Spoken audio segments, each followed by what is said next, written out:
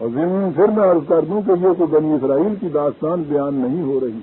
نبی تو نہیں آ سکتا نبی اکرم صلی اللہ علیہ وسلم کی طرف، لیکن خدا کی وہ کتاب زندہ تو قیامت تک کے لیے زندہ موجود ہے. آپ کی تاریخ میں بھی جب انہوں نے یہ دین کی پٹڑی، یہ گاڑی دوسری پٹڑی پر ڈالی ہے اور وہ مذہب میں تبدیل ہوا ہے، جس شخص نے بھی قرآن کے انقلاب کی دعوت کو ان کے سامنے پیش کیا ہے، انہوں نے وہی کچھ کیا کہ جو یہودیوں نے بنی حضرت عیسیٰ کے ساتھ کیا تھا. آج ان کے نام تو کہیں دیکھنے میں آتے ہیں کہیں کتابوں کے اندر، اور وہ نام بھی نہ آتے اگر یہ ان کو گالیاں نہ دیتے تھے. صرف اس لیے پتہ چل جاتا ہے ان کی کتابوں میں کہ ان لوگوں کا نام کہ یہ کہتے ہیں کہ دیکھیے صاحب یہ آیا تھا اور آ کے یہ کہہ رہا تھا کہ صاحب خدا کی کتاب کافی ہے دنیا میں انسانوں کی رہنمائی کے لیے. دیکھا اس کا کیا نتیجہ نکلا، دیکھا اس کا کیا اثر ہوا.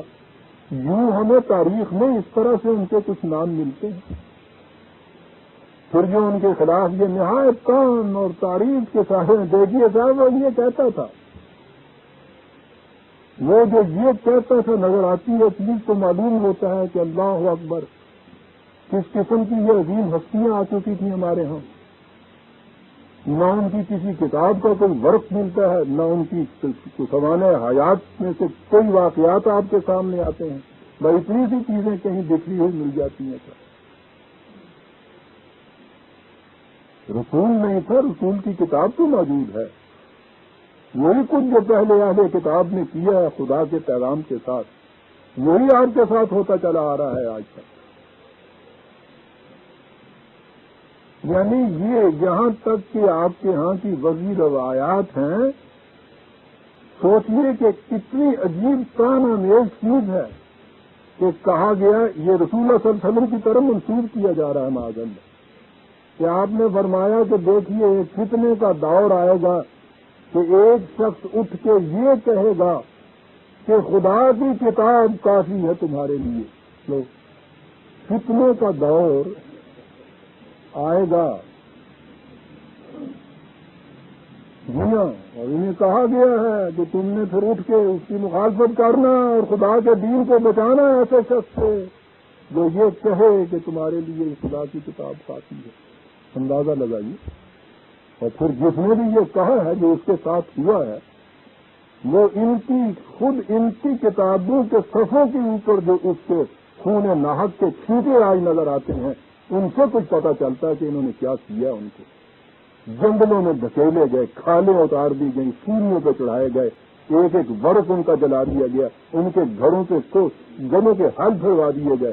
بڑے فخر سے یہ چیزیں اپنے یہاں کتابوں کے اندر لکھی ہوئی ہیں. ان کی جرم کیا تھا؟ مصدق لما بین یدیہ. وقتو دعویٰ تم کرتے یہی تو لے آئے تھے کہ اسلام کا بول بالا ہوگا، یہ کون دنیا کے اندر غالب رہے گی. ہے نا دعویٰ اسی قسم کا. آج بھی ہر نماز کے بعد دعا کرتے پھرتے ہیں یا اللہ ان دشمنوں کو غرق کر، ان کا بیڑا غرق کر، اسلام کی فتح ہو، مسلمانوں کا بول بالا ہو. ہے نا یہ دعوی جو ان دعوی کو سچ کرنے کے لیے اٹھتا ہے اس کو پھانسی پہ لٹکا دیتے ہیں. یہ دعوی صرف دعاؤں تک رہ گئے ہوئے ہیں. وہ دعاؤں کو حقیقت بنا کے دکھانے کے لیے آ جاتا ہے. ایسا ہمیشہ انہوں نے یہ کیا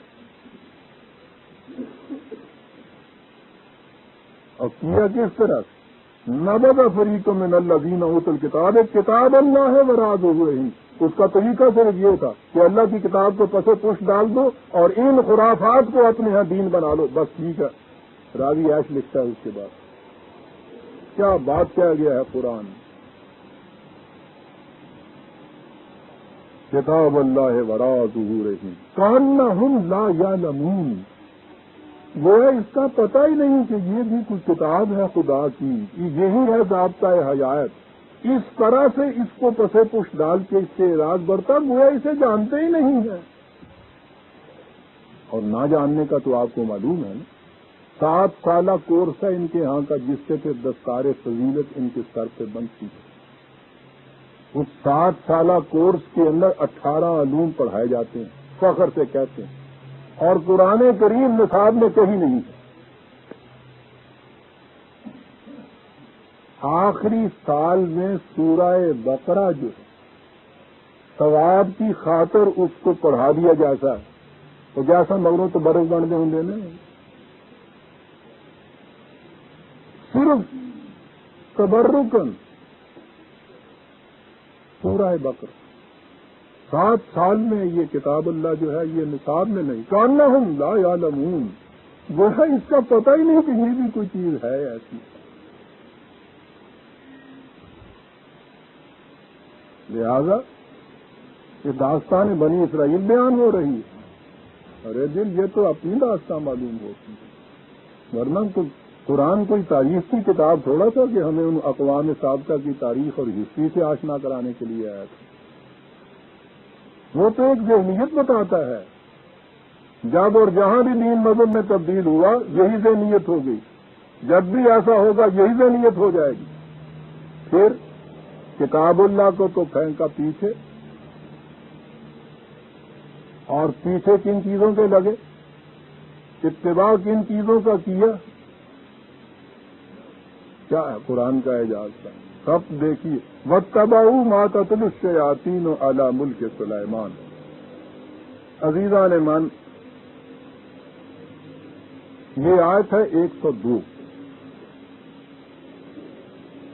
اس اعتبار سے یہ قرآن کی مشکل ترین آیت کہی جاتی ہے کہ جو اس کا مفہوم بیان ہوتا ہے، جو اس کا ترجمہ کیا جاتا ہے، اس سے اس قسم کا الجھاؤ پیدا ہوتا ہے کہ میرے ہاں جو لوگ آتے رہتے ہیں اور آتے رہتے تھے، قرآن سے دل کے اندر بالکل دبکے ہوئے زبان پہ تو خیر جرت نہیں کرتے تھے لانے کی، ان میں سے وہ جو چیزیں قرآن کے خلاف بیان کرتے تھے ان میں یہ آیت نمایاں طور پہ سامنے آتی ہے۔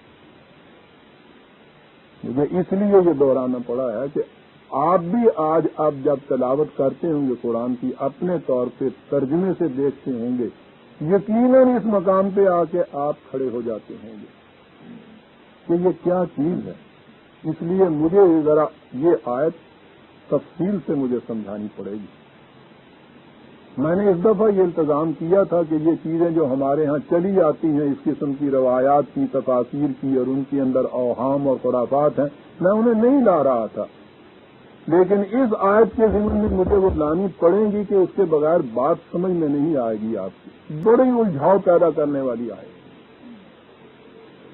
وَاتَّبَعُوا مَا تَتْلُو الشَّيَاطِينُ عَلَى مُلْكِ سُلَيْمَانَ وَمَا كَفَرَ سُلَيْمَانُ وَلَٰكِنَّ الشَّيَاطِينَ كَفَرُوا يُعَلِّمُونَ النَّاسَ السِّحْرَ وَمَا أُنزِلَ عَلَى الْمَلَكَيْنِ بِبَابِلَ هَارُوتَ وَمَارُوتَ وَمَا يُعَلِّمَانِ مِنْ أَحَدٍ حَتَّىٰ يَقُولَا إِنَّمَا نَحْنُ فِتْنَةٌ فَلَا تَكْفُرْ فَيَتَعَلَّمُونَ مِنْهُمَا مَا يُفَرِّقُونَ بِهِ بَيْنَ الْمَرْءِ وَزَوْجِهِ وَمَا هُمْ بِضَارِّينَ بِهِ مِنْ أَحَدٍ إِلَّا بِإِذْنِ اللَّهِ وَيَتَعَلَّمُونَ مَا يَضُرُّهُمْ وَلَا يَنفَعُهُمْ وَلَقَدْ عَلِمُوا لَمَنِ اشْتَرَاهُ مَا لَهُ فِي الْآخِرَةِ مِنْ خَلَاقٍ وَلَبِئْسَ مَا شَرَوْا بِهِ أَنفُسَهُمْ لَوْ كَانُوا يَعْلَمُونَ۔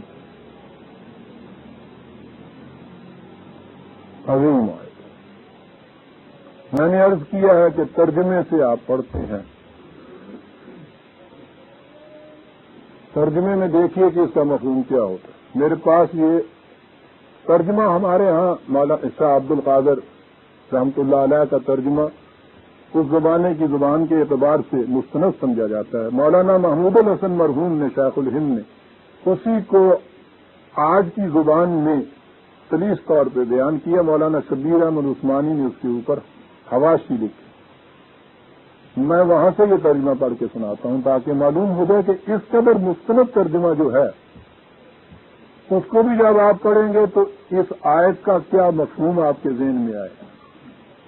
وَاتَّبَعُوا مَا تَتْلُو میں سے پڑھ رہا ہوں، اور پیچھے ہو لیے اس علم کے جو پڑھتے تھے شیطان سلیمان کی بادشاہت کے وقت۔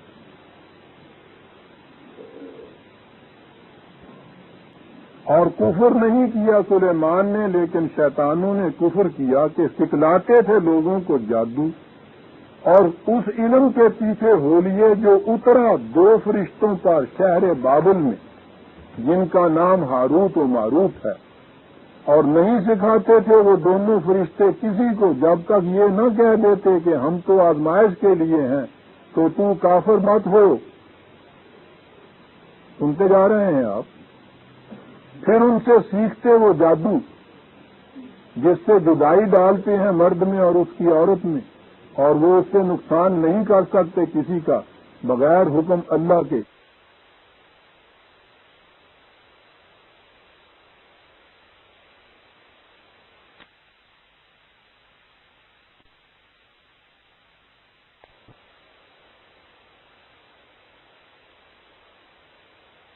مرد میں اور اس کی عورت میں، اور وہ اس سے نقصان نہیں کر سکتے کسی کا بغیر حکم اللہ کے، اور سیکھتے ہیں وہ چیز جو نقصان کرے ان کا اور فائدہ نہ کرے، اور وہ خوب جان چکے ہیں کہ جس نے اختیار اور فائدہ نہ کرے، اور وہ خوب جان چکے ہیں کہ جس نے اختیار کیا جادو کو نہیں اس کے لیے آخرت میں کچھ حصہ، اور بہت بری چیز ہے جس کے بدلے بیچا انہوں نے اپنے آپ کو، اگر ان کو سمجھ ہو۔ یہ ترجمہ ہے جی، سمجھ گئے ہوں تو آگے بڑھ جاؤں میں۔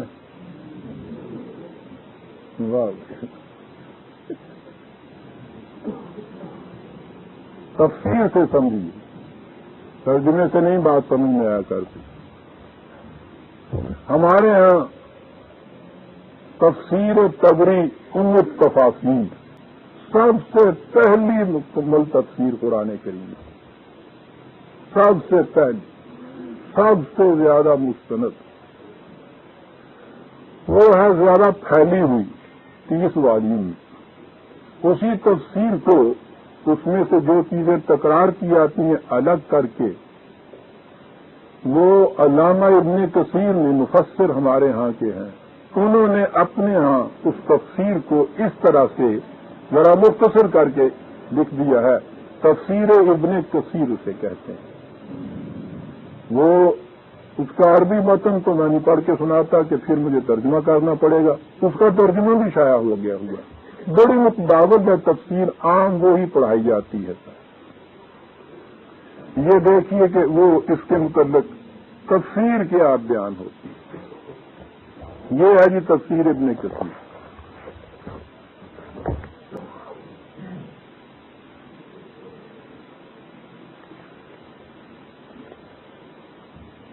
سنتے جائیے اور پھر سمجھیے قرآن کریم کو تفاسیر کی روح سے۔ یہ بات اگر طبری کی ہوتی تو بہرحال امام ہی صحیح، ایک انسان ہی تو ہے، بعد میں کہا جا سکتا تھا کہ صاحب ہمارے اوپر کون سی کوئی بائنڈنگ ہے یہ چیز کہ ہم یہی مانیں۔ امام طبری کی تفسیر میں کیا یہ گیا ہے کہ جو تفسیر بیان ہوئی ہے اس سے پہلے لکھا یہ ہے کہ یہ رسول اللہ صلی اللہ علیہ وسلم نے تفسیر فرمائی، اور یوں یوں فلاں راویوں کے ذریعے سے ہم تک پہنچی۔ تو وہ ناقل ہیں، صرف نقل کرنے والے ہیں امام طبری اس تفسیر کی۔ تفسیر جو ہے وہ کہتے ہیں کہ یہ رسول اللہ کی ہے۔ اب آپ سوچئے کہ کسی آیت کے متعلق جو یہ کہا جائے کہ حضور نے اس کی تفسیر یہ فرمائی، کسی مسلمان کو اس کے بعد یہ جرأت ہو سکتی ہے کہ اس کے خلاف کچھ کہہ سکے؟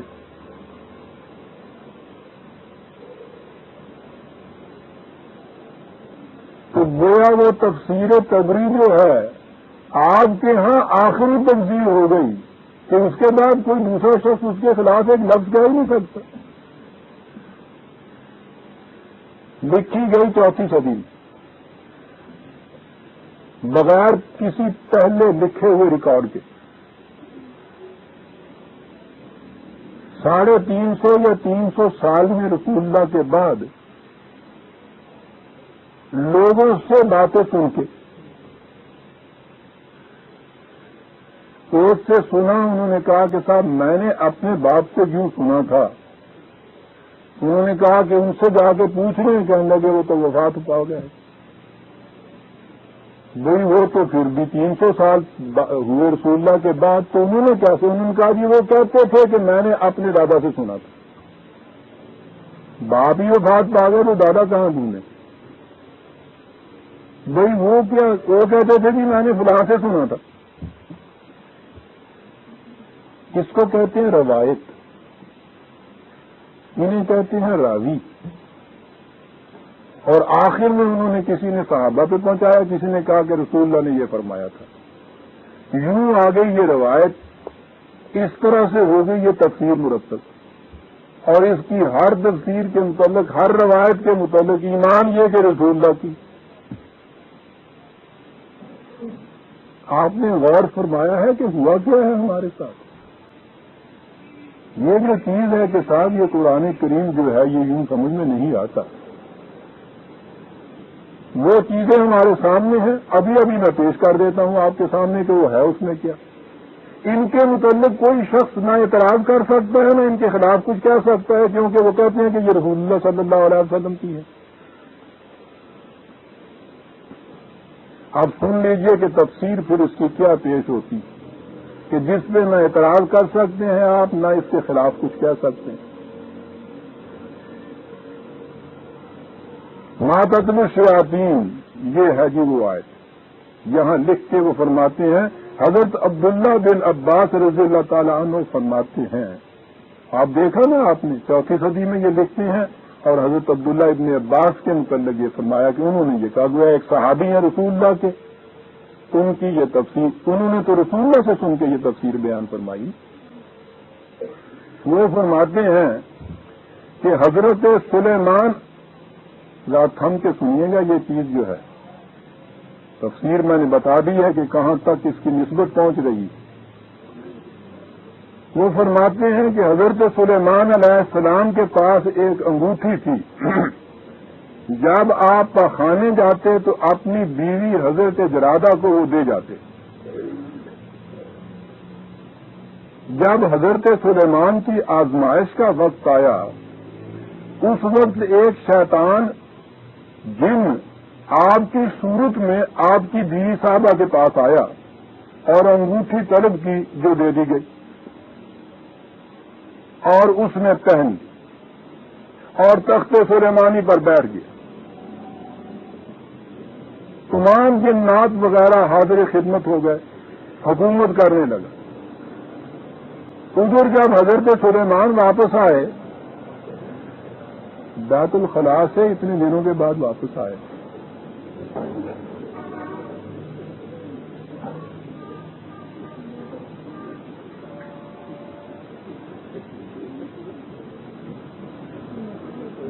دیکھو صاحب میری ہنسی کا گناہ بھی آپ کے سر ہوگا، کیونکہ تمہیں رہ کے مینو ہاسا آ جاتا ہے.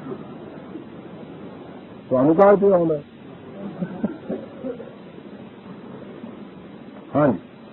ادھر جب حضرت سلیمان واپس آئے اور انگوٹھی طلب کی تو جواب ملا تو جھوٹا ہے، انگوٹھی تو حضرت سلیمان لے گئے. بیوی یہ کہہ رہی، آپ نے سمجھ لیا کہ یہ خدا کی طرف سے آزمائش ہے. اللہ اکبر.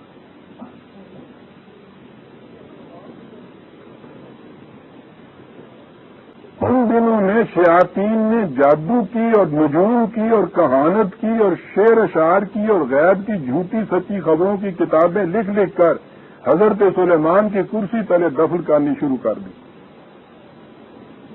آپ کی آزمائش کا یہ زمانہ ختم ہو گیا تو آپ پھر تخت و تاج کے مالک ہوئے. عمر طویل کو پہنچ کر جب رحلت فرمائی تو شیاطین نے انسانوں سے کہنا شروع کیا کہ حضرت سلیمان کا خزانہ اور وہ کتابیں جن کے ذریعے سے وہ ہواؤں اور جنات پر حکومت کرتے تھے ان کی کرسی تلے دفن ہے. چونکہ جنات اس کرسی کے پاس نہیں جا سکتے تھے، اس لیے انسانوں نے اسے کھودا تو وہ کتابیں برآمد ہوئیں. پس ان کا چرچا ہو گیا اور ہر شخص کی زبان پر چڑھ گیا کہ حضرت سلیمان کی حکومت کا راز یہی تھا، بلکہ لوگ حضرت سلیمان کی نبوت سے انکاری ہو گئے اور آپ کو جادوگر کہنے لگ گئے. یہ ہوا جی اس آیہ مقدسہ کی پہلا ٹکڑا جو ہے. اب آگے جو ہے وہ فرشتوں کی بات. لکھا ہے کہ حضرت علی، حضرت ابن مسعود، حضرت ابن عباس، حضرت ابن عمر، حضرت کعب احبار، حضرت صدی، حضرت قلبی احمد رضی اللہ تعالیٰ عنہ فرماتے ہیں یہ سارے اتنے صحابی راضی ہو گئے اس کے. یہ اگلی آئی تفسیر کی روایت.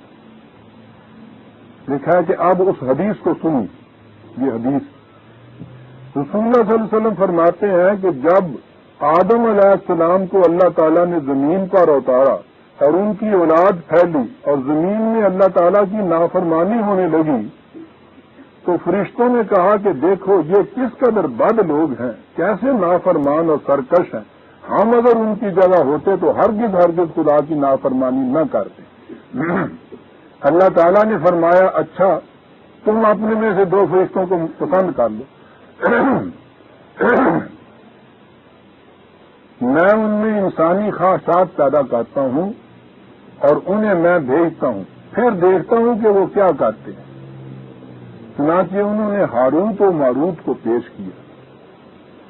اللہ تعالیٰ نے ان میں انسانی طبیعت پیدا کی اور ان سے کہہ دیا کہ دیکھو بنی آدم کو تو میں نبیوں کی معرفت اپنے حکم احکام پہنچاتا ہوں، لیکن تم سے بلا واسطہ خود کہہ رہا ہوں کہ میرے ساتھ کسی کو شریک نہ کرنا، زنا نہ کرنا، شراب نہ پینا. اب یہ دونوں زمین پر اترے اور زہرا کو ان کی آزمائش کے لیے حسین و شکیل عورت کی صورت میں ان کے پاس بھیجا. یہ سب کچھ اللہ میاں کر رہے ہیں.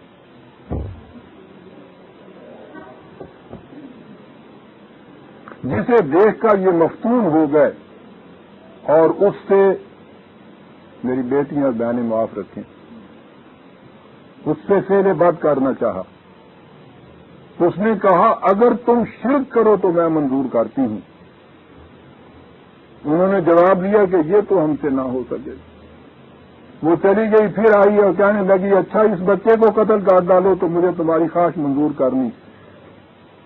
انہوں نے اسے بھی نہ مانا. وہ پھر آئی اور کہا کہ اچھا یہ شراب پی لو. انہوں نے اسے ہلکا گناہ سمجھ کر منظور کر لیا. اب نشہ میں مست ہو کر گناہ گاری بھی کی اور اس بچے کو بھی قتل کر ڈالا. جب ہوش آواز درست ہوئے تو اس عورت نے کہا جن جن کاموں کا تم پہلے انکار کرتے تھے سب تم نے کر ڈالے. یہ نادم ہوئے. انہیں اختیار دیا گیا کہ یا تو عذاب دنیا کو اختیار کرو یا عذاب اخروی کو. انہوں نے دنیا کے عذاب کو پسند کیا اور ان کو اس طرح سے بابل کے کنویں میں لٹکا دیا گیا.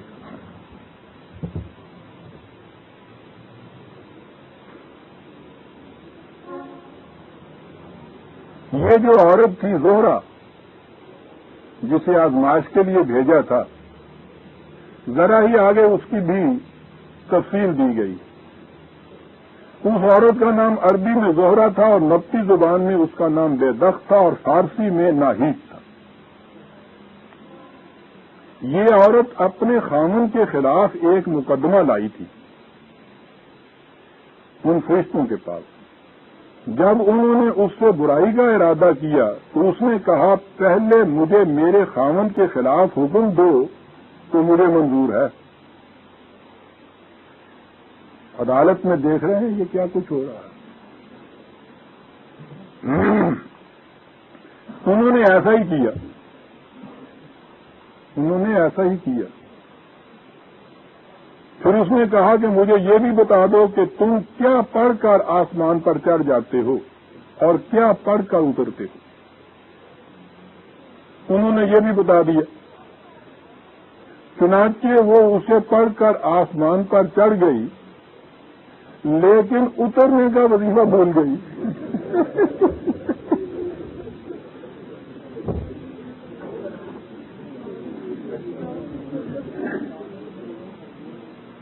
اے گل پلے بنی جو پہلا سیکھیا تسی تے دعا نہ بھول جانا کتے.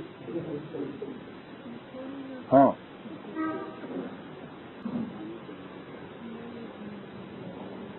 لیکن اترنے کا وظیفہ بھول گئی اور وہیں ستارے کی صورت میں مسخ کر دی گئی. حالانکہ زہرہ ستارہ سب سے خوبصورت ہوتا ہے یار، لیکن مسخ کر دی گئی. حضرت عبداللہ بن عمر جب کبھی زہرہ ستارے کو دیکھتے تو لعنت بھیجا کرتے تھے. اب ان فرشتوں نے جب چڑھنا چاہا تو نہ چڑھ سکے. یہ چڑھنے والا بھول گئے تو اترنے والا بھول گئی.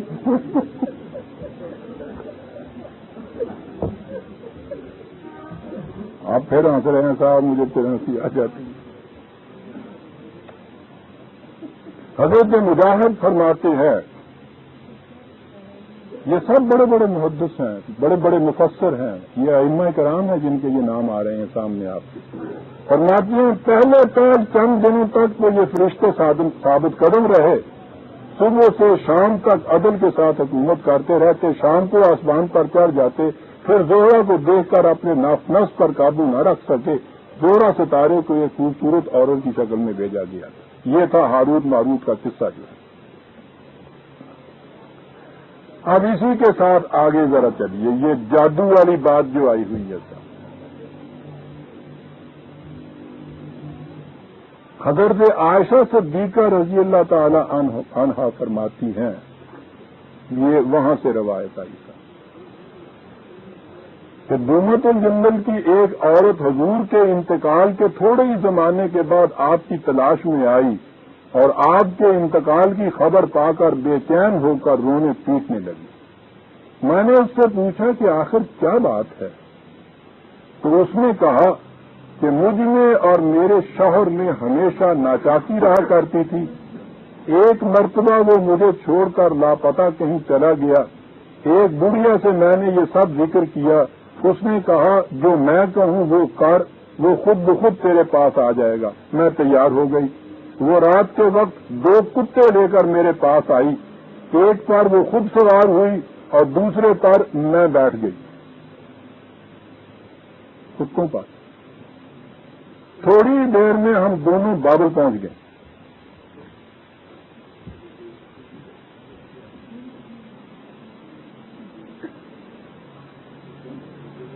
میں نے دیکھا کہ 2 شخص ادھر لٹکے ہوئے ہیں اور لوہے میں جکڑے ہوئے ہیں.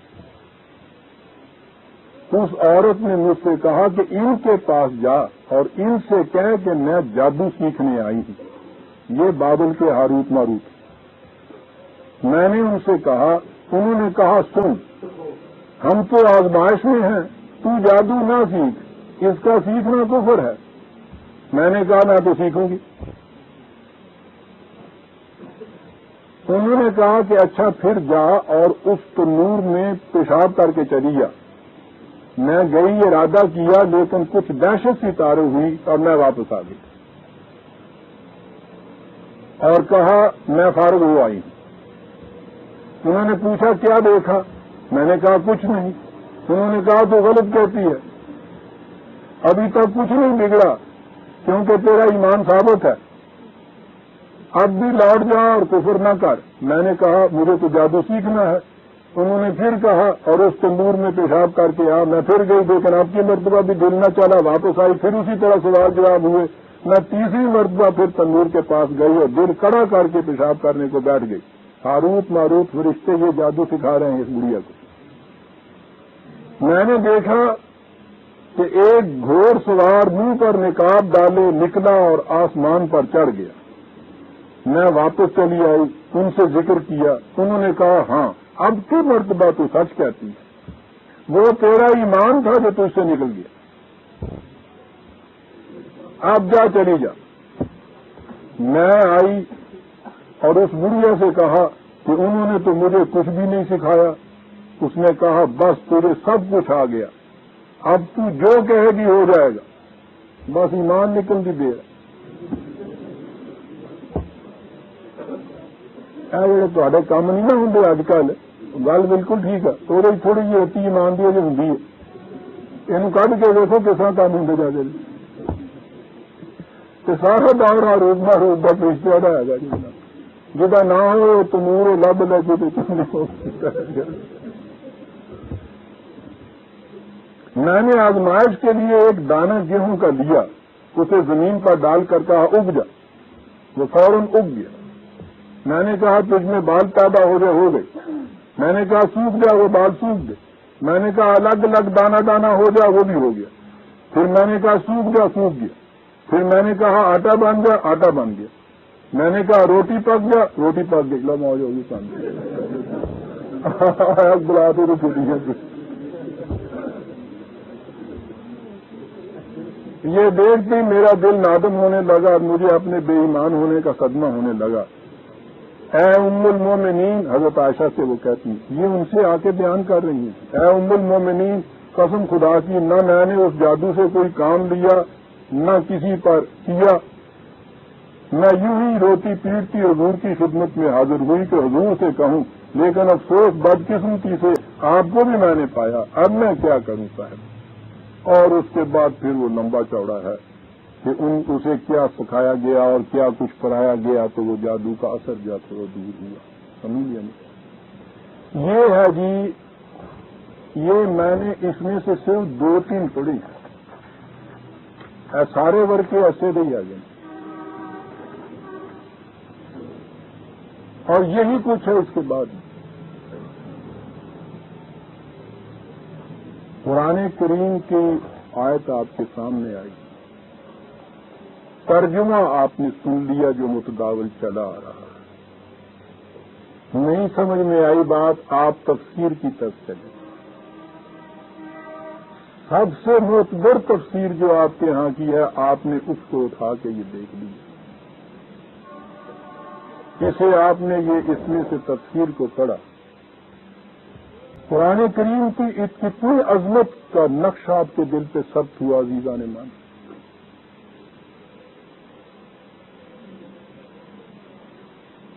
اور بدنصیبی کہ یہ وہ چیزیں ہیں جن کے ترجمے بھی ہو چکے ہوئے ہیں۔ جو قرآن آپ نے دنیا کے سامنے پیش کیا ہوا ہے وہ یہ قرآن ہے۔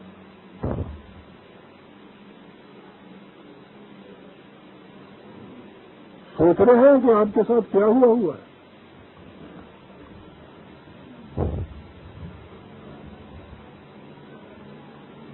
کہاں سے یہ آئی چیزیں؟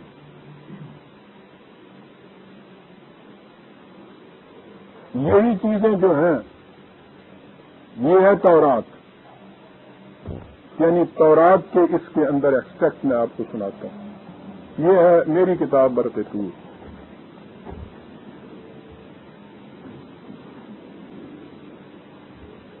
پہلی چیز اس کے اندر تھی وَاتَّبَعُوا مَا تَتْلُو الشَّيَاطِينُ عَلَى مُلْكِ سُلَيْمَانَ۔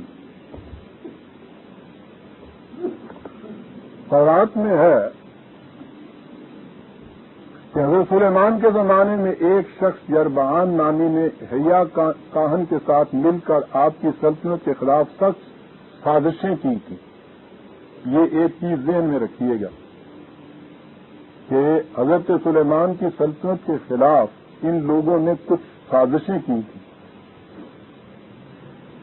سازش جو تھی اس میں کیا کرتے تھے؟ ہمیشہ جو کچھ سازشی کرتے ہیں، الزام تراشیاں، افتراء پردازیاں، تہمتیں، جھوٹا پروپیگنڈا۔ لیکن انہوں نے تو یہ کچھ کیا ہوگا، یہ تو اپنی تفسیر آپ نے سنی نا۔ اب یہ اہل کتاب کی کتاب دیکھیے، یعنی وہ ان کے ہاں کا قرآن سمجھ لیجیے، اس کی تفسیر نہیں۔ یہ جو تورات موجودہ ہے آپ کے ہاں، یہ اس کے اندر لکھا ہوا ہے۔ یہ ان سازشیوں کا پروپیگنڈا نہیں کہا ہوا، بلکہ خود تورات حضرت سلیمان علیہ السلام کی جو تاریخ بیان کرتا ہے اس میں یہ لکھا ہوا ہے۔ کتاب سلاطین، 2 کتابیں ہیں سلاطین کی تورات کے اندر۔ میں یہ عرض کر دوں کہ تورات حضرت موسیٰ علیہ السلام کی کتاب کو نہیں کہتے، تورات نام ہے ان تمام کتابوں کے مجموعے کا جو انبیاء بنی اسرائیل کی طرف منسوب کی جاتی ہیں بجز حضرت عیسیٰ علیہ السلام کی۔ ان سے پیشتر کی جتنی کتابیں ہیں ان کو اکٹھا کیا جاتا ہے، جس کو آپ عہد نامہ عتیق یا اولڈ ٹیسٹمنٹ کہتے ہیں، اس مجموعے کا نام تورات ہے۔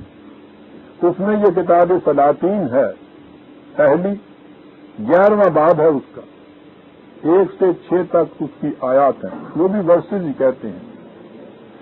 سنیے، یہ خود یہودی بنی اسرائیل اپنے اولو العزم پیغمبروں کے متعلق اپنی کتاب کے اندر ان کے کیا لکھا ہوا ہے۔ حضرت سلیمان علیہ السلام ایک نبی ہے جلیل القدر، لکھا ہے پر سلیمان بادشاہ بہت سی اجنبی عورتوں کو فرعون کی بیٹی کے سوا چاہتا تھا۔ زبان ان کی اسی قسم کی ہوتی ہے ترجمے کی۔ ان قوموں کی عورتوں کو جن کی بابت خدا نے بنی اسرائیل کو حکم کیا کہ تم ان کے پاس اندر نہ جاؤ اور وہ تمہارے پاس اندر نہ جائیں، خدا نے حکم دیا تھا کہ ان کو تم نکاح میں نہیں لا سکتے ہو۔ سلیمان نے ان سے یہ نکاح کیا ہوا تھا کیونکہ وہ یقیناً تمہارے دلوں کو اپنے معبودوں کی طرف مائل کرائیں گی۔ وہ مشرکین کی عورتیں تھیں تو خطرہ یہ تھا کہ وہ اگر بیویاں بن کے آ گئیں تو وہ تمہیں اپنے معبودوں کی طرف مائل کرائیں گی، اس لیے ان سے نکاح نہ کرنا۔ اگر سلیمان نے ان سب کو اپنے گھر میں داخل کیا تو سلیمان انہی سے عاشق ہو کے لپٹا۔ خدا کے نبی کی بات ان کی اپنی کتاب میں یہ ہو رہی ہے۔ اس کی 700 جوڑیاں بیگمات تھیں اور 300 حرم۔ اس کی جوڑیوں نے اس کے دل کو پھیرا، کیونکہ ایسا ہوا کہ جب سلیمان بوڑھا ہوا تو اس کی جوڑیوں نے اس کے دل کو غیر معبودوں کی طرف مائل کیا۔ خدا کے پیغمبر کے متعلق یہ بات ہو رہی ہے ان کی مقدس کتاب کے اندر، اور اس کا دل خداوند اپنے خدا کی طرف مائل نہ تھا۔ نبی کا دل خدا کی طرف مائل نہیں تھا، ان بتوں کی طرف مائل تھا جو اس کی بیویوں کے معبود تھے۔ جیسا اس کے باپ داؤد کا دل مائل تھا ویسا اس کا نہیں۔ تو سلیمان نے سیدانیوں کی دیوی استارات اور بنی امون کے دیوہ ملکون کی پیروی کی۔ خدا کا پیغمبر بتوں کی پرستش کر رہا ہے، اور سلیمان نے خداوند کی نظر میں بدی کی، اور اس نے خداوند کی پوری پیروی اپنے باپ دادا کی طرح نہ کی۔ یہ کیا بات ہوئی؟ وہاں تھا نا کہ سلیمان نے کہا کہ میری آزمائش ہو رہی ہے، تو وہ یہ ہے کہ یہ کیا تھا سلیمان نے جس کی وجہ سے اس کے اوپر وہ عذاب آ رہا تھا، وہ جو آپ کی تفسیر میں لکھا ہوا ہے۔ اچھا جی، تو اب بس اس کا دل خداوند اسرائیل کے خدا سے جو اسے 2 بار دکھائی دیا برگشتہ ہو گیا، اور اس لیے خداوند سلیمان پر غضبناک ہوا، تو اس نے اسے حکم کیا تھا کہ وہ اجنبی معبودوں کی پیروی نہ کرے۔ اس وجہ سے وہ ساری چیزیں آ رہی ہیں۔ اچھا جی، اب آگے دیکھیے وہی انگوٹھی والا قصہ، وہ آپ سن چکے ہیں۔ میں یہ عرض یہ کر رہا ہوں کہ یہ آپ کی تفاسیر جن کی نسبت کی جا رہی ہے نبی اکرم صلی اللہ علیہ وسلم کی طرف، اس کا سرچشمہ کیا ہے؟ وہ تفسیریں آئیں کہاں سے ہیں؟ یہ لوگ تھے کہ جو ان میں سے اکثر اسلام لا کے اس نقاب کے اندر آپ کے یہاں آ کے داخل ہوئے، اور یہ ساری جتنی خرافات ان کی اپنی کتابوں کے اندر تھی، آپ کی کتاب میں تو وہ نہیں داخل کر سکتے تھے، کتاب کی تفسیروں کے اندر داخل کی، منسوب کر کے نبی اکرم صلی اللہ علیہ وسلم کی طرف۔ ہوا کیا، ان لوگوں کے ساتھ جب بھی مسلمانوں کا مباحثہ یا مناظرہ ہوتا تھا، مسلمان ایک طرف اپنی کتاب کو پیش کرتے تھے، انہی انبیاء کرام کی عصمت اور عظمت اتنی بلندیوں پہ وہاں دکھائی دیتی تھی، ان سے وہ کہتے تھے کہ تمہارے یہ نبی ہیں، تمہاری کتاب کے اندر یہ کچھ لکھا ہوا ہے ان نبیوں کے متعلق۔ اس کا کوئی جواب ان کے پاس نہیں بن پڑتا تھا۔ انہوں نے کیا یہ کہ وہ ادھر آئے اور جتنی اپنے ہاں کی یہ چیزیں تھیں ان کو روایات نبی اکرم صلی اللہ علیہ وسلم کی حدیثیں بنا کر اور آپ کی تفسیر کے اندر داخل کر دی. جو ہی آپ نے ان پہ اعتراض کیا انہوں نے کہا کہ یہ روایت تو آپ کے رسول نے خود بیان کی ہوئی ہے، آپ ہماری کتاب کو کیسے جھٹلا سکتے ہیں؟ آپ کا رسول تو اس کی تصدیق کرتا ہے. یوں وہ ساری چیزیں جتنی اسرائیلیت کی خرافات تھی وہ آپ کے ہاں تفسیر کا جز بنی. اور میں نے جیسا عرض کیا ہے تفسیر کسی مفسر کی ہوتی تو ہم پہ بائننگ نہیں تھی. مذہب کے اندر تو فریب ہی اس میں رکھا جاتا ہے کہ ہر چیز جو انسان کے ذہن کی ساختہ ہوتی ہے اسے یا رسول کی طرح منسوخ کیا جاتا ہے یا خدا کی طرح منسوخ کر دیا جاتا ہے. آپ اس پہ اعتراض ہی نہیں کر سکتے. میں یہ کہہ رہا تھا کہ انگوٹھی کی بات وہاں آپ سن چکے ہیں نا. دیکھیے ہے کہاں تالمود یہودیوں کے ہاں کی، ویسے تو وہ فقہ کی کتاب ہے لیکن تفسیر بھی کتاب ہے. یعنی جیسے آپ کے ہاں کتاب ہے ایک، پھر اس کی تفسیریں ہیں نا، ان کے ہاں بھی یہ سارا کچھ ہے. تالمود میں حضرت سلیمان کے متعلق لکھا ہے کہ ان کے پاس ایک انگشتری تھی جس پر اسم اعظم کندہ تھا. یہ آپ کو پتا ہے آپ کے ہاں بھی اسم اعظم ہوتا ہے. اور اسم اعظم تو پوچھو نا کتنی بڑی چیز ہے. کہا جاتا ہے کہ جس کو اسم اعظم جس کو آ جائے صاحب وہ تو عرش تک کے لیے اقتدار اور قوتیں اس کو حاصل ہو جاتی ہیں. ماری ماری پھر رہی ہے دنیا اسم اعظم کے لیے.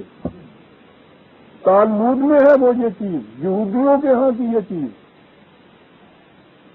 اور پھر یہ آپ کے ہاں جتنے تعویذ گنڈے ہوتے ہیں آپ کو پتا ہے نقش سلیمانی ان کو کہا جاتا ہے.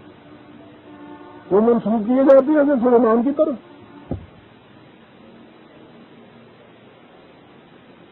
حضرت سلیمان کے پاس انگشتری تھی جس پر اسم اعظم کندہ تھا، جس کی تاثیر سے انسان، حیوان، چرند، پرند، جنات، بھوت سب آپ کے مسخر تھے. جب آپ کی سلطنت مستحکم ہو گئی تو آپ کو اپنی قوت پر بڑا ناز ہو گیا. یہ بات خداوند یہوہ کو ناگوار گزری، جس کا نتیجہ یہ ہوا کہ دیووں کا بادشاہ احمودیس چالاکی سے آپ کی انگشتری چرا کر لے گیا. انہوں نے اتنا ہی لکھا تھا کہ چرا کر لے گیا. ہماری تفسیر میں بات بھی بیان کر دی کہ کیسے لے گیا تھا. دونوں کو ملا دیجیے نا، تو جہاں بات کثر رہ گئی ہے وہ پوری کر دیتے ہیں. افسانہ میں خلا کوئی نہیں رہنا چاہیے. چرا کر لے گیا اور آپ کا ہم شکل بن کر تخت پر بیٹھ گیا. حضرت سلیمان کی قوت کا راز تو اسی انگشتری میں تھا. جب وہ چھن گئی سب کچھ چھن گیا. چنانچہ آپ جان بچا کر بھاگے اور فقیروں کا بھیس بدل کر بھیک مانگنے لگے. پتہ نہیں اب بھی وہ ہے یا نہیں. وہ ہمارے ہاں بچپن میں وہ فقیر آیا کرتے تھے، وہ سنایا کرتے تھے خدا دیا قدرتاں سلیمان نو کٹ چو آخدا ہوا ہے. ہاں یہ بڑے میاں جانتے ہیں یہ ہدانا بھی یہ ہوتا تھا. وہ ہاں جی وہ قدرتاں جناب وہ چاہے تو سلیمان جیا بادشاہ وہ کٹ چوکتا ہے گا پٹھیاری دا جناب. ہاں یہ تو وارث آ گئے غالباً. ہاں لو جی وارث آ کے آ گئے ان تو گالی مک گئے. سلیمان چوکھے کٹ چوکھیاں نا یہ ٹھیک ہے. ہاں جان بچا کر بھاگے، فقیروں کا بھیس بدل کر بھیک مانگنے لگے. آخر شاہ آمو کے ملک میں پہنچ کر آپ نے شاہی باورچی خانے میں نوکری کر لی.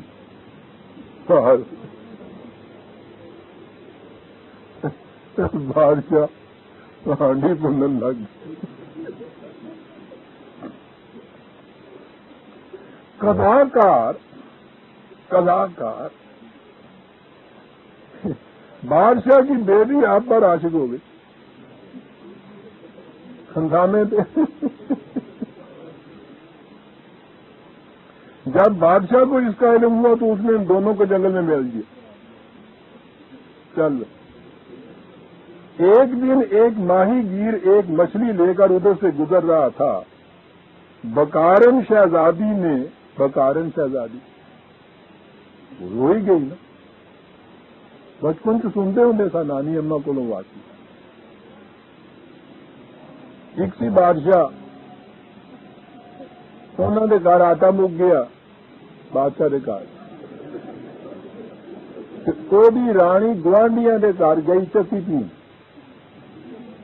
اتے چکی پی کے جس نے آئی تے آٹا تے لے آئی تے اپنا نلکھا ہار اسے تل گئی.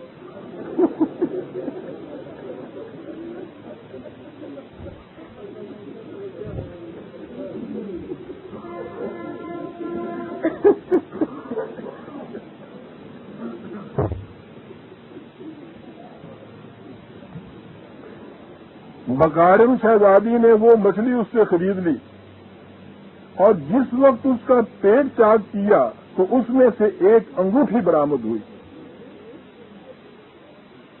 حضرت سلیمان نے فوراً پہچان لیا کہ یہ وہی انگوٹھی ہے. اسے فوراً اٹھا لیا اور آنکھ جھپکنے کے عرصے میں یروشلم پہنچ کر اس غدار کو قتل کیا اور خود تخت حکومت پر متمکن ہو گیا. یہ سن لی عزیزان من آپ نے داستانیں. یہ اہل کتاب کی خدا کی کتاب، یہ اس کے اندر خدا کے انبیاء کے متعلق. قرآن کریم آیا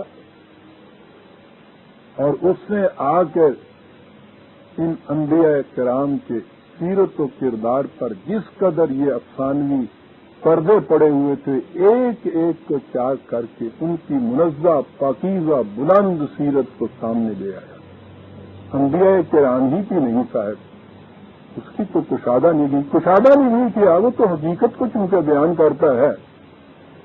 یعنی اور تو اور حضرت عیسیٰ علیہ السلام کے وہ 12 حواری جن کے متعلق عیسائیوں کا متفقہ فیصلہ ہے اور ان کی انجیل میں یہ چیز لکھی ہوئی ہے کہ جب حضرت عیسیٰ علیہ السلام پہ وہ ہاتھ ڈالا گیا تھا تو وہ سارے بھاگ گئے تھے ان کو چھوڑ کے. اکیلے ان کو حوالہ کر دیا ان کو تو بھاگ ہی گئے چھوڑ کے. یہ کیریکٹر بتایا ہوا ہے. عیسائی ان کو اپوسٹل کہتے ہیں، رسول. وہ اپنے رسولوں کا یہ کیریکٹر بتاتے ہیں. ان کی اپنی انجیل میں آج بھی یہ لکھا ہے.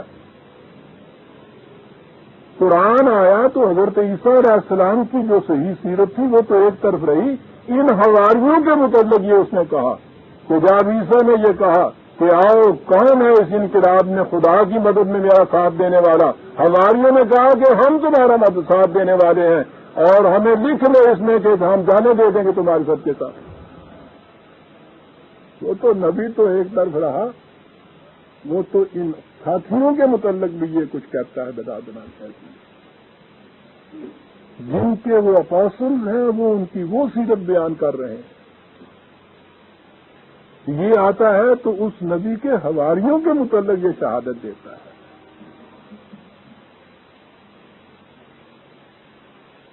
بات دوسری طرف چلی جائے گی. آپ کی تاریخ میں بھی تو آپ کے نبی کے حواریوں کے متعلق پھر کچھ کام نہیں کیا ہوا.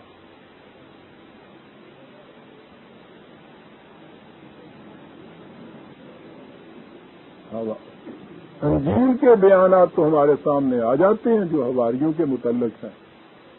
اسی طبری نے اپنے ہاں جو صحابہ کے بعد رضی اللہ تعالیٰ عنہ کے متعلق لکھا ہوا ہے خون کھول جاتا ہے.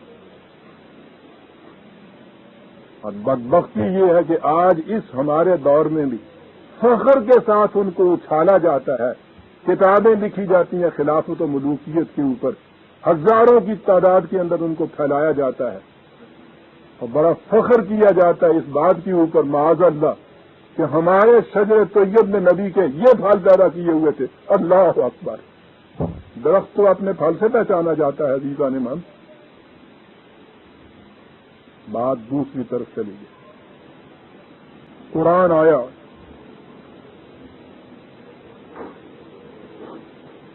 میں نے کہا یہ ہے کہ وہ جتنے افسانے ایسے آئے ہوئے تھے ایک ایک کی وہ تردید کرتا ہوا چلا جا رہا ہے.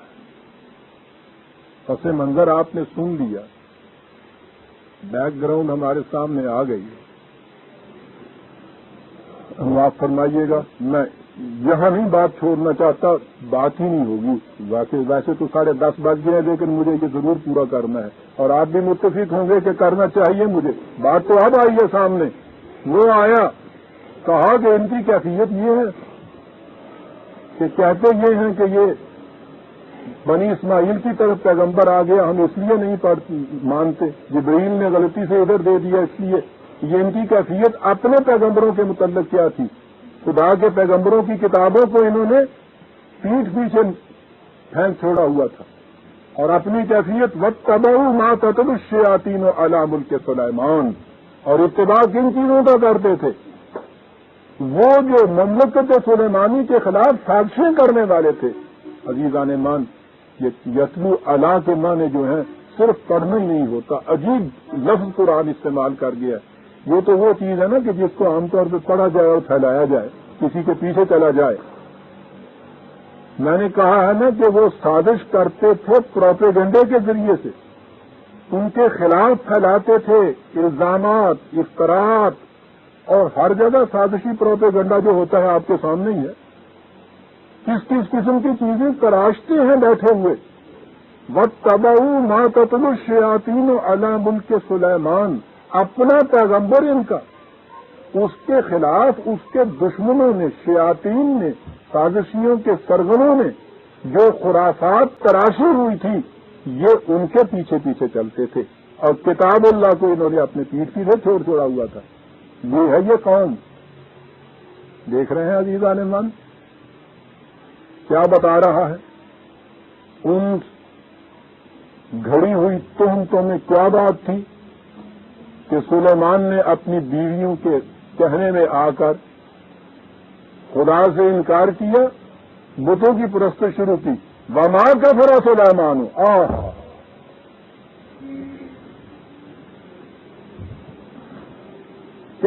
کہنے کو یہ ان کے پیغمبر ہیں، ان کی ڈیفینس کون پیش کر رہا ہے؟ وما کفر سلیمان ولکن الشیاطین کفروا، یہ خود تھے جو کچھ یہ کرتے تھے. شیاطین کہیں گے منسوب کرتے تھے خدا کے اولو العزم پیغمبر کی طرف.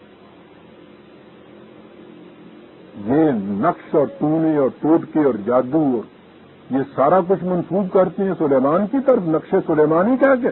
وَيُعَلِّمُونَ النَّاسَ السِّحْرَ، یہ تھے وہ شیاطین جو لوگوں کو اس قسم کے یہ ٹونے اور ٹوٹکے اور یہ جادو اور یہ خرافات کی چیزیں یہ ان کو سکھاتے تھے. پھر یہ قصہ کہ صاحب بابل میں انہیں کہتے ہیں ان کے ہاں کے جو وزی پروپیگنڈا تھا ان میں اس قسم کی چیزیں تھیں. کبھی سلیمان کے متعلق کہ وہ کفر کرتا تھا، جادو سکھاتا تھا. کبھی یہ کہ بابل میں 2 فرشتے اترے ہوئے تھے، یہ ان کی بات بیان کر رہا ہے قرآن. یہ علم کی بات عزیزان من، وہ کہہ یہ رہا ہے کہ یہ جو کچھ خرافات انہوں نے اس زمانے میں وضع کر رکھی تھی، وہ اختراع پردازیاں، ان میں یہ چیز بھی تھی کہ سلیمان کفر کرتا تھا، جادو سکھاتا تھا. یہ بھی ایک افسانہ تھا کہ بابل کے کنویں میں 2 فرشتے ہیں، ہاروت و ماروت. یہ افسانہ ان کا نبی ڈر رہا ہے، اور وہ پھر لوگ ان کے پاس جاتے ہیں، وہ لوگوں کو جادو سکھاتے ہیں. جادو سکھانے سے پہلے یہ کہتے ہیں کہ دیکھو بھائی یہ جادو والی بات جو ہے یہ ہے کافر والی بات، ہم آپ تم سے کہہ دیتے ہیں کہ کفر نہ کرو. لیکن وہ سیکھنے والے تو اس قدر خاص مند ہوتے ہیں، وہ کہتے ہیں کہ نہیں صاحب اس کے باوجود ہمیں سکھائیے. وہ کہتے ہیں کہ اچھا اگر تم ایسے نصیر ہو تو لیجیے، سکھا دیتے ہم تم کو. یہ سارا کچھ وہ کہتے تھے ان کو کہ دیکھو بھائی یہ ہم تو آزمائش میں پھنسے ہوئے ہیں، کفر کر رہے ہیں، تم کیوں کفر کرتے ہو؟ نہ سیکھو ان سے. لیکن وہ ضرور سیکھتے تھے. کہتے تھے کہ ہمیں وہ چیزیں سکھاؤ جو میاں بیوی کے اندر تفریق کرنے والی ہوں، اس قسم کا کالا علم بتاؤ۔ معلوم ہے نا آپ کو آج بھی یہ جو کچھ ہوتا ہے، گھر میں میاں بیوی میں مناقشہ ہوا تو اس کے بعد جب گئے پیر صاحب کی طرف، وہ کہتے ہیں میں بتاتا ہوں بھائی وہ جن کو بلا کے کہ کیا ہوا تمہارے یہاں، فلانے چلے دے تھلے فلانی جڑی ہے انہوں نے آن کے تیرے کو طویل دبے ہوئے گئے۔ یہ ساری خرافات وہاں سے آئی ہوئی کہ وہ ان سے یہ کچھ کہتے تھے۔ اور یہ دیکھیے کہ صاحب وہ کہہ دیتے تھے کہ صاحب یہ دیکھیے ہم کچھ نہیں کر سکتے، ہمارے بس میں کوئی بات نہیں ہے، خدا کا کلام ہے، اس کے اندر یہ قوت ہے، وما بِضَارِّينَ بِهِ مِنْ أَحَدٍ إِلَّا بِإِذْنِ اللَّهِ، یہ کچھ یہ سارا کچھ جو ہے سنی، یہ وہ افسانہ تھا جو ان لوگوں نے تراشا ہوا تھا۔ قرآن کہتا ہے مَا أُنزِلَ عَلَى الْمَلَكَيْنِ، کچھ نہیں تھا، نہ ہم نے ان کو کوئی نازل کیا ہے، نہ وہ کوئی فرشتے تھے، نہ وہ کچھ سکھاتے تھے، نہ وہ یہ کچھ کرتے تھے، ساری بکواس تھی یہ۔ ایک ماں نے عزیزہ نے من معاملہ صاف کر کے رکھی۔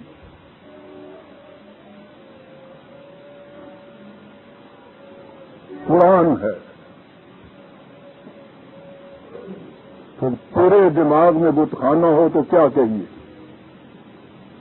اسرائیلیات کی خرافات کے افسانے دماغوں کے اندر، اور پھر اتنی بڑی سازش کہ ساری وہ چیزیں خرافات کی جو ہیں آپ کے ہاں حدیثیں روایتیں تفسیریں بن کے آپ کے ہاں کی تفسیروں کے اندر موجود، ان سے انکار نہیں کیا جا سکتا تھا۔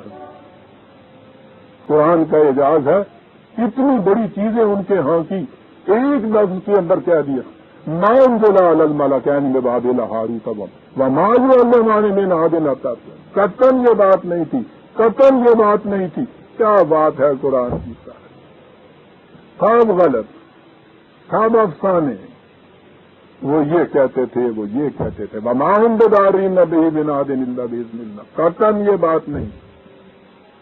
وَيَتَعَلَّمُونَ مَا يَضُرُّهُمْ وَلَا يَنفَعُهُمْ، یہ ٹونے ٹوٹکے یہ جادو خرافات، اس میں ٹھیک ہے کچھ فائدے حاصل ہو جاتے ہیں، ٹھیک ہے جی، ڈبہ پیر میں پوچھو کی کچھ ہوں گا،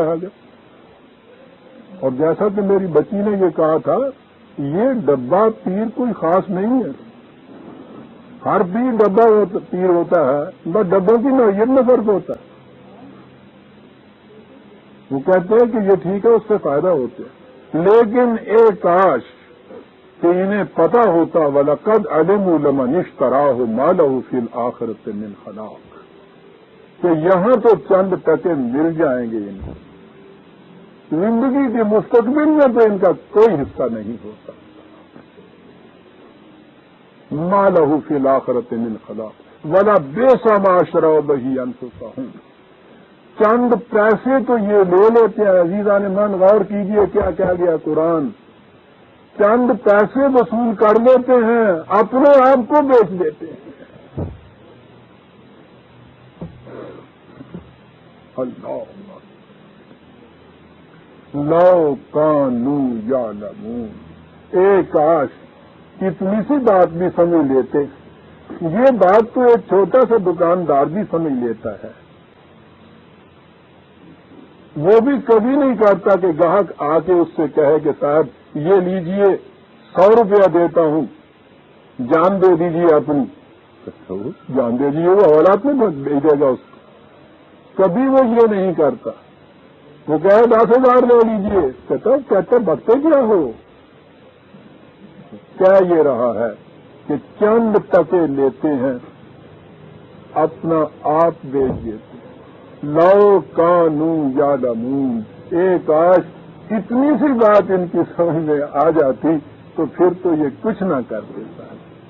یہ ہے عزیزان من وہ آیت جس کے اس ترجمے میں یہ کچھ الجھاؤ ڈالے، جس کی اس تفسیر میں آپ کے ہاں، اور یہ تفسیر آپ کے ہاں اس وقت تک متداول چلی آ رہی ہے، یاد رکھیے، کسی نے اس کی تردید نہیں کی ان تفسیروں کی، اس لیے کہ تردید کوئی کر نہیں سکتا، تردید کرنے والے کے متعلق کہا جاتا ہے تم زیادہ قرآن کو سمجھتے ہو یا رسول اللہ صلی اللہ علیہ وسلم سمجھتے تھے؟ کون کہہ سکتا ہے کہ میں زیادہ سمجھتا ہوں؟ ہم کہتے یہ ہیں کہ جنہیں تم رسول اللہ کی تفسیر بتاتے ہو حضور کی ہے نہیں، یہ بات یہ ہے عزیزان من۔ اور یہ ہے قرآن، ایک ماں نے اس قرآن کے ساتھ سارا مسئلہ حل کر کے رکھ دیا۔ 102 تک ہم آج آ گئے۔ وَلَوْ أَنَّهُمْ آمَنُوا وَاتَّقَوْا لَمَثُوبَةٌ مِّنْ عِندِ اللَّهِ خَيْرٌ لَوْ كَانُوا يَعْلَمُونَ۔ بڑی عمدہ بات ہے کیونکہ رکوع ختم ہو جاتا ہے۔ کہا کہ اگر یہ صداقتوں پر ایمان لاتے، اگر یہ